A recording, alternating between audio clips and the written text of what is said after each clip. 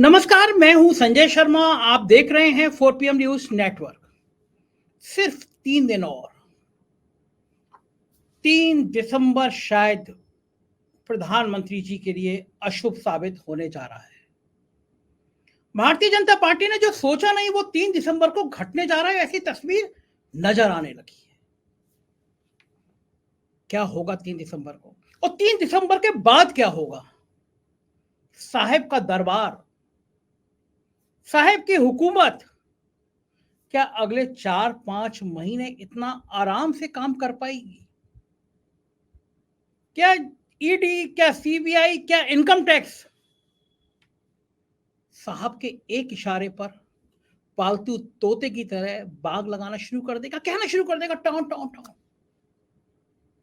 साहेब को डर यही सता रहा है कि अगर ये 5 राज्यों के नतीजे बहुत खिलाफ गए तो ये अफसर अब मुर्गे की तरह बांग नहीं लगाएंगे, ये तोते की तरह टाउ टाउ नहीं करेंगे।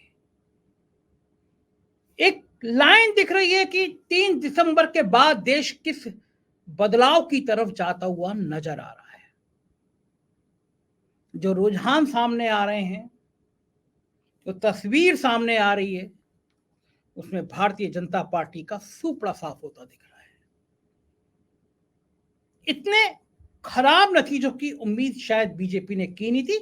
मैं कह रहा हूं कि खराब नतीजों की उम्मीद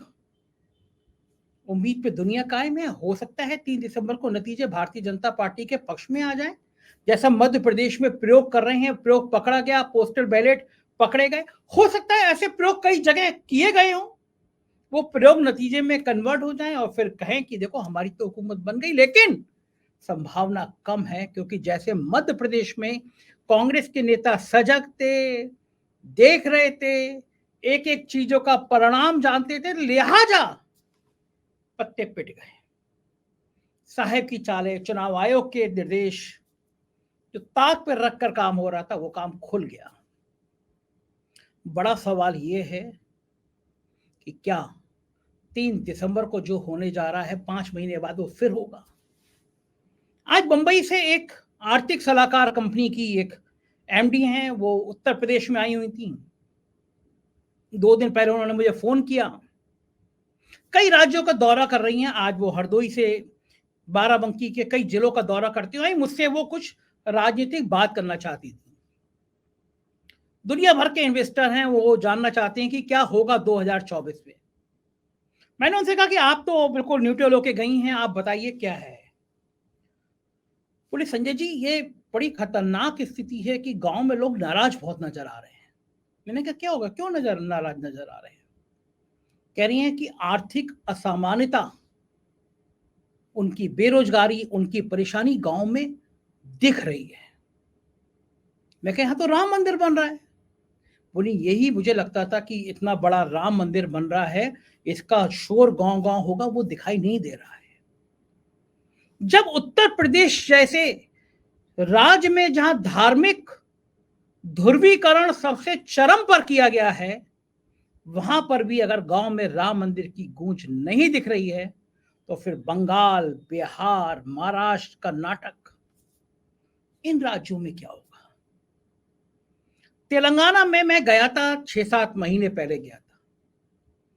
मैंने केसीआर के कामों को बहुत करीब से देखा था। मैं उन कामों का बड़ा कायल था जो प्लानिंग की गई थी, पानी की, हर गांव में स्टेडियम की। मुझे लग रहा था कि अच्छा है, ये इस तरह की सरकार चलनी चाहिए। आज से 6 महीने पहले मुझसे कोई पूछता कि क्या स्थिति है, कांग्रेस का क्या है, तो मैं शर्त लगा सकता था कि कांग्रेस में कोई वजूद ही नहीं है, केसीआर की सरकार रिपीट होगी। लेकिन पिछले 3-4 दिनों में जो मित्र वहां गए हुए हैं, उन्होंने बताया कि कांग्रेस ने तेलंगाना में जबरदस्त प्रदर्शन किया है। वो तो दावा कर रहे थे कांग्रेस वहां सरकार भी बना सकती है। मध्य प्रदेश और छत्तीसगढ़ के रुझान साफ हैं कि वहां कांग्रेस सरकार बना रही है। हैरानी की बात तो यह है कि मिजोरम में भी कांग्रेस बहुत अच्छा प्रदर्शन कर रही है। तो तेलंगाना में, मणिपुर में, मध्य प्रदेश में, छत्तीसगढ़ में जहां कांग्रेस इतना अच्छा प्रदर्शन कर रही है, तो वो करंट फिर राजस्थान में कि ना दिखाई दे, इसकी संभावना कम दिख रही है। लोग कह रहे हैं कि राजस्थान फंसा हुआ चुनाव है। मेरे मित्र हैं, वहां के सीनियर जर्नलिस्ट हैं, उन्होंने मुझे आज फोन करके कहा कहीं ऐसा ना हो कि त्रिशंकु को विधानसभा आ जाए, निर्दलीय और बागी तय करें कि वसुंधरा या गहलोत। दिल्ली दरबार के तोते उड़ जाएंगे। अगर ये हुआ तो उनको कुछ समझ नहीं आएगा। बेचैनी का आलम यह है कि अमित शाह बंगाल पहुंच गए। ईडी, सीबीआई, इनकम टैक्स सब बंगाल को फोकस करा दिया गया है। ममता बनर्जी हत्या नहीं आ रही है, ममता बनर्जी घास नहीं डाल रही है। और बंगाल में जो 1.5 दर्जन सांसद भारतीय जनता पार्टी जीत के आई है, आज बंगाल के पत्रकारों का, वहां के राजनीतिक विश्लेषकों का कहना है कि बंगाल में अगर भाजपा 1 या 2 सीटें भी पा जाए तो उसे मानना चाहिए कि उसने बहुत बड़ी उपलब्धि हासिल कर ली। तभी बंगाल में आज अमित शाह ने बहुत जोरदार भाषण दिया, रटा रटाया डायलॉग बोला। कहा कि मोदी जी जो पैसा वहां भेजते हैं इस राज्य में, वो पैसा ममता दीदी के लोग बीच में कमीशन में खा जाते हैं। ये रटी रटाई लाइनें हैं। जहां विपक्ष की सरकारें होंगी वहां अमित शाह, वहां प्रधानमंत्री ये बात बोलेंगे कि हम दिल्ली से जो पैसा भेजते हैं वो वहां बीच में यहाँ के राज्य के कमीशन के लोग खा जाते हैं, कमीशन खा जाते हैं। लेकिन आज जो मेरी मित्र आई थी आर्थिक कमेटी में, वो बहुत ज्यादा रिसर्च करती हैं, उन्होंने कहा कि हमने देखा कि उत्तर प्रदेश में जितने बड़े प्रोजेक्ट हुए हैं वो सब गुजरात की कंपनियों को मिले हैं। पैसा विदेश में निवेश करने वाले, विदेश से पैसा लाने वाले लोग भी मान रहे हैं कि उत्तर प्रदेश ऐसे बड़े राज्य में जहां डबल इंजन की सरकार है, वहां पर कंपनियां गुजरात की हैं। और ये गलत नहीं कह रही हैं। उत्तर प्रदेश में हजारों करोड़ के जो ठेके हैं वो गुजरात की कंपनियां बना रही हैं, या फिर ऐसी बदनाम कंपनियां बना रही हैं जिनके कमीशन की चर्चा आम है। दो बड़े प्रोजेक्ट किए उत्तर प्रदेश की सरकार ने, बुंदेलखंड एक्सप्रेसवे, पूर्वांचल एक्सप्रेसवे। जिम्मेदारी थी अवनीश अवस्थी की, योगी जी के सबसे भरोसे के अफसर की। कई बार टेंडर डाले गए, कई बार टेंडर निकाले गए। जो दागी कंपनियां चिन्हित की गई, बताया जाता है उनमें कमीशन इतना ज्यादा लिया गया कि प्रधानमंत्री इधर दोनों एक्सप्रेसवे का उद्घाटन करने के गए, उधर वो एक्सप्रेसवे धंस गए। यह है डबल इंजन सरकार की डबल इंजन तस्वीर। डबल इंजन यानी 2 एक्सप्रेसवे दोनों धंस गए, कोई कार्रवाई किसी कंपनी पर नहीं। ये मुद्दे अब चर्चा में आने लगे। अमित शाह बंगाल में इसलिए जोश भरने गए, इसलिए वादे करने गए क्योंकि अब इसके अलावा चारा बचा नहीं। बंगाल में राम मंदिर का हिंदुत्व की प्रयोगशाला बनानी पड़ेगी। ममता दीदी उस प्रयोगशाला को फेल करेंगी या चलने देंगी या काबू पा लेंगी, इस बात पर दिल्ली का भविष्य तय करेगा। क्योंकि जहां 18 सांसद और वहां एक सांसद भी आता नजर ना आ रहा हो तो साहब की नींदें तो उड़ जाएंगी। बिहार, अमित शाह जी ने खुद कहा था यहां 3 ताकतें हैं, 3 में 2 ताकत जिधर हो जाती हैं उधर सरकार बन जाती है। और अब 2 ताकतें एक जगह हैं। तेजस्वी यादव, नीतीश की जोड़ी, लालू की जोड़ी हिट है, कांग्रेस सपोर्ट में है। बिहार में कोई भी दांव काम नहीं आ रहा है, कोई भी रणनीति काम नहीं आ रही है। और समझ आ गया है मोदी और शाह की जोड़ी को कि बिहार बहुत बड़ी चोट देने जा रहा है। दक्षिण के राज्यों में जहां पे 30 सीटें जीत कर आई थी भारतीय जनता पार्टी, कर्नाटक में कांग्रेस ने सरकार बना ली, तेलंगाना में वो बनाने के करीब है, तमिलनाडु में एनडीए का सहयोगी एआईडीएमके टाटा बाय बाय करके चली गई। ग्राफ लगातार गिर रहा है, साहब लगातार परेशान है। परेशानी की वजह है 4-5 महीने चुनाव को बचे। मैंने एक डिबेट रखी थी, रखना चाहिए था नहीं रखना चाहिए था, इसमें भी अलग अलग मत थे। मेरे टीम के कुछ लोग कह रहे थे इस विषय पर नहीं रखनी चाहिए थी। हुआ ये था कि जब टनल में मजदूर फंसे हुए थे तो आज तक जैसे चैनल की एक बहुत अच्छी पत्रकार है मौसमी सिंह, अंजना ओम कश्यप ने उनसे पूछा कि आप वहां पहुंची, मजदूर निकल गए, आप बड़ी शुभ हैं। उन्होंने कहा कि हाँ, मैं शुभ हूं, मैं पनौती नहीं हूं। पनौती शब्द साहिब को दर्द दे रहा है, पनौती शब्द साहिब की तकलीफ बढ़ा रहा है, पनौती सब शब्द बता रहा है कि साहिब कुछ तो गड़बड़ है। और मैं फिर बताना चाहता हूं, अपने दर्शकों को कई बार बता चुका हूं कि पनौती शब्द की इतनी विस्तार से व्याख्या कहां से हुई।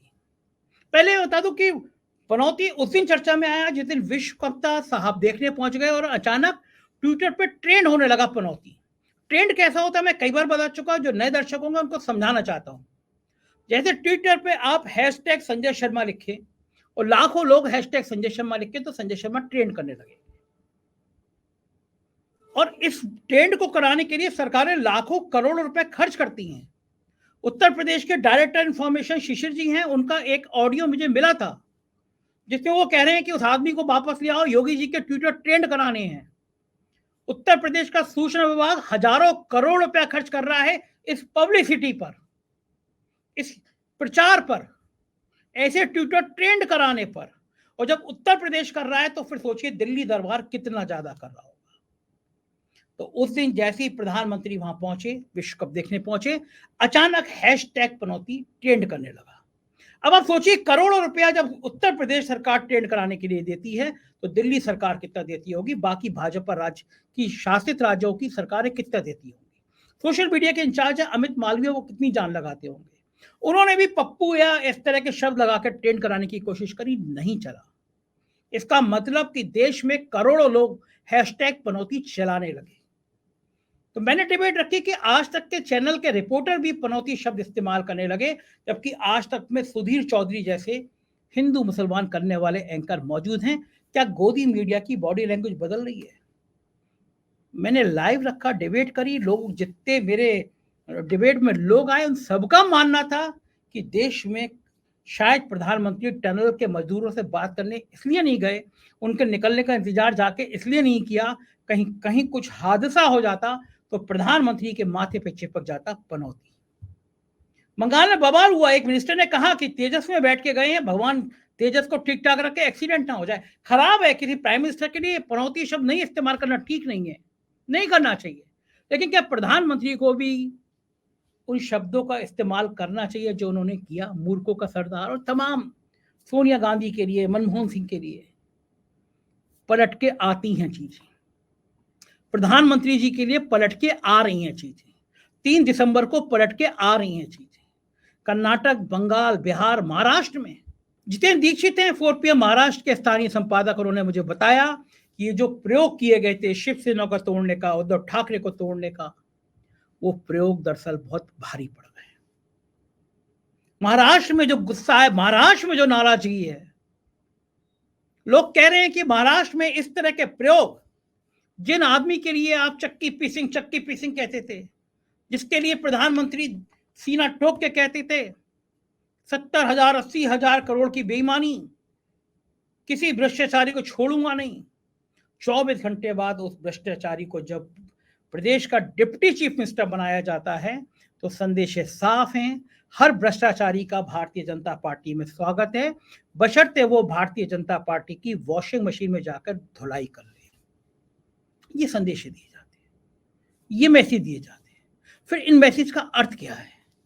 इसका अर्थ अब नागरिकों को, जनता को समझ आने लगा है, चेतना का विकास हो रहा है। मैं राजस्थान, मध्य प्रदेश में घूमकर आया, मेरे लिए सबसे हैरानी की बात थी कि जो नौजवान पीढ़ी है, जो नौजवान हैं, जो युवा हैं, उनका भाजपा से बहुत बुरी तरह से मोह भंग हुआ है। कह रहे हैं कि अगर प्रधानमंत्री को लगता है कि पकौड़े तलना ही रोजगार है तो हमें भी पता है कि फिर कौन सी सरकार बनानी है और कौन सी सरकार की विदाई करनी है। फिर सरकार बचती कहां है? किसान नए रूप में सामने आ रहे हैं, चंडीगढ़ में एक बड़ा आंदोलन हुआ, दोबारा किसान आंदोलन की राह पर जा रहे हैं। 700-800 किसान पिछली बार किसान आंदोलन में शहीद हो गए थे। दर्द है किसानों का, किसानों के मन में दर्द है। उनको लग रहा है कि MSP के नाम पर उनसे कैसे धोखा किया गया, कैसे शोषण किया गया। इस देश का मध्यम वर्गीय परिवार परेशान है, उनको लग रहा है कि कैसे उनके पेट पर आरी चला दी गई है। महंगाई ने कमर तोड़ दी है, सिलेंडर के रेट ने बर्बाद कर दिया है। कौन खुश है? नोटबंदी का जिक्र भी नहीं करते प्रधानमंत्री जी, मणिपुर जाने की हिम्मत नहीं करते प्रधानमंत्री जी। हालत यह है कि 2014 में जिस व्यक्ति को लोग भगवान विष्णु का अवतार कहते थे कि एक व्यक्ति ऐसा है जो पूरे देश की तस्वीर बदल देगा, 2023 में एक राज्य का उसका सहयोगी मुख्यमंत्री कहता है कि आप हमारे यहां आइएगा मत, वरना हम चुनाव हार जाएंगे। यह है वक्त का तकाजा। जो मोदी कभी चुनाव जीतने की गारंटी हुआ करते थे, अब वो मोदी का चेहरा चुनाव हारने की गारंटी बनता है। एक राज्य में तो सोचना पड़ रहा है भारतीय जनता पार्टी को कि अब कौन सा दांव चला जाए। परेशान है भाजपा उत्तर प्रदेश में, क्योंकि योगी और मोदी की लड़ाई चर्चा है में इतनी ज्यादा आ गई है कि कार्यकर्ता कंफ्यूज है। उन्हें समझ नहीं आ रहा कि आखिर योगी को इतना परेशान क्यों कर रही है दिल्ली की टीम। उन्हें समझ नहीं आ रहा कि हिंदुत्व का ब्रांड बनते बनते योगी के संग क्या खेल हो जाएगा। कोई राज्य ऐसा नहीं है जहां से भारतीय जनता पार्टी के लिए सुकून की खबरें आ रही हों। कोई जगह ऐसी नहीं है जहां से भारतीय जनता पार्टी के लिए चैन की खबरें आ रही हों। तो क्या माना जाए कि 3 दिसंबर के नतीजे साहब के लिए एक खतरे की घंटी लेकर आ रहे हैं? और अगर ऐसा है तो फिर 3 दिसंबर के बाद साहब क्या करेंगे?